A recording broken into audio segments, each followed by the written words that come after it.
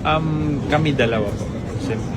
Kasi minsan busy ako sa mga ginagawa ko. So, minsan Mas lalo pang pinag-usapan ngayon ng fans ang umano'y real score sa pagitan nina Eman Bacosa at Jillian Ward matapos aminin ni Eman na mas pinili nilang dalawa na gawing pribado muna ang kanilang relasyon.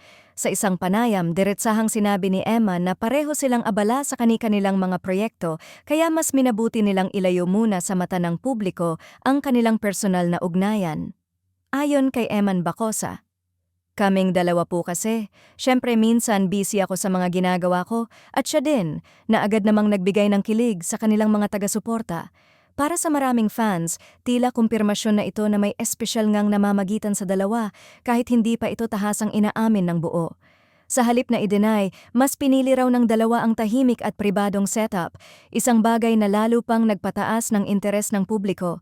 Hindi napigilan ng fans na mag-react sa social media kung saan marami ang nagsabing mas legit at serious ang isang relasyon kapag pinipiling itago muna sa publiko.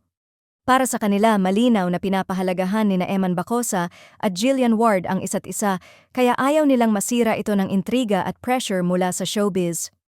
May ilan ding nagsasabi na posibleng ito na ang dahilan kung bakit tila mas maingat na ang dalawa sa kanilang mga galaw sa social media, mula sa mas bihirang pagpo-post hanggang sa pag-iwas sa mga sweet na interaction na dati ay kapansin-pansin sa kanilang fans. Ngunit sa halip na mabawasan ang kilig, mas lalo pa itong nadagdagan dahil sa misteryong bumabalot sa kanilang ugnayan. Samantala, may mga netizens din na nagpahayag ng suporta sa naging desisyon ng dalawa. Ayon sa kanila, mas mabuting unahin muna nina Eman Bacosa at Jillian Ward ang kanilang career habang unti-unting pinapalalim ang kanilang relasyon sa pribadong paraan. Sa ngayon, nananatiling tikom ang bibig ng kampo ng dalawa tungkol sa tunay na estado ng kanilang relasyon.